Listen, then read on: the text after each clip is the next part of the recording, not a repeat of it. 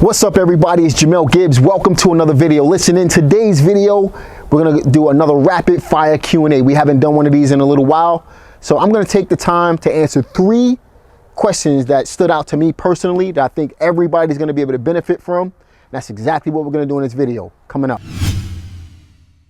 All right, everybody, Jamel Gibbs here. Welcome to another video. If you're brand new to this channel, go ahead and click that subscribe button. Click the like button on this video as well. Share this video with everybody that you know, so that this video can help more real estate investors who's looking to get their real estate investing business started or on the right path. So listen, in today's video, I had a couple of questions from 2 different individuals, and one of the topics was in regards to earnest money deposits. So this question came from Dolton Adalek. I hope I'm saying your name the right way.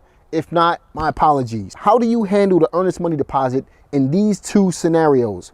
One, in a situation where one already signed a contract with seller but wants to get cash before opening the escrow. And 2, in a situation where one eventually gets a cash buyer, signed a contract with cash buyer, but cash buyer wants to use their own title company or closing attorney. Answer to the first question, in a situation where one already signed a contract with the seller but wants to get cash before opening escrow.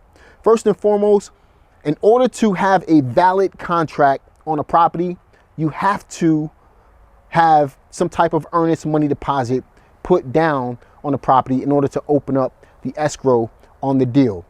If you sign an agreement on a property with a buyer and the buyer does not put down an earnest money deposit, or you don't put down an earnest money deposit with a seller, you have an invalid contract. Someone else can come in there, sign a contract, and steal the deal right from you. So when it comes to signing a contract, make sure that there's always some type of earnest money deposit put down before the escrow is opened on that particular deal. I hope that answers your question. So to answer the second part of your question, 9 times out of 10, I know here in North Carolina, this is definitely true. I know that it's true in multiple states that I've done deals in.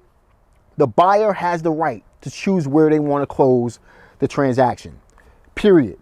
Okay, so if you have a buyer, your buyer comes to the table, they're buying the property, they're paying cash for the property, they're getting a mortgage or whatever the case may be, they have the right to choose where they want to close, what closing attorney they want to use in order to be able to close the transaction. So to answer your 2 questions in recap format, basically, you have to have an earnest money deposit in order to have a valid deal, in order to be able to open up escrow in the first place. And your buyer, on the second question, your buyer has the right to go ahead and choose where they want to close the deal in the first place. Next question comes from Maurice Chapman. Okay, now this question says, here's the situation he's in.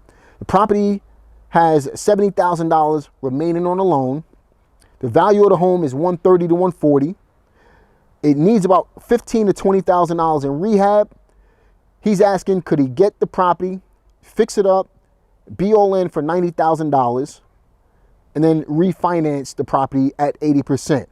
That would be $104,000 to $112,000, and the $70K would pay the original loan, and he'll get back his rehab money. He'll pocket the rest, about $14,000 to $30,000, and just rent the property to a tenant at the end of the day. So let me just work my math here. If we had I'm just pulling up my calculator. If we had a property that was $140,000 times 0.8, we're all in for $112,000. That would pay off the $70,000 or whatever you negotiated with the seller, minus, let's say, $20,000 in repairs. You would walk with about $20,000 to $22,000 in your pocket. You'll still have a little bit of equity, about $28,000 in equity, and you can turn around and rent that property. So yes, you answered your own question. You would basically purchase the property. If you could get it valued at $140,000, then you'll be all in. You can refi cash out at 80% if you can find a bank that's willing to do that for you.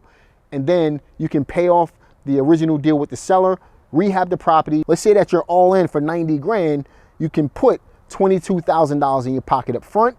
You can collect money every month. And when you sell, obviously you'll collect money on the back end as well. So that's the answer to your particular question. Now listen, if you guys have any other questions in regards to real estate, I love doing these rapid fire Q&As. Sometimes I do them live, sometimes I do them pre-recorded, just like right now. My goal is to help as many real estate investors as possible. And if I see a common question being asked or a unique question being asked, I'm gonna take the time to go ahead and create that video to help more real estate investors just like you go from where you are right now to where you wanna go in the real estate business. Listen, share this video with others, share my channel with others who wanna get started in the real estate business and they need some help in getting started. Share this page, share this video, like my videos, subscribe to this channel, click the notification bell, and I'll see you on the next one. Peace.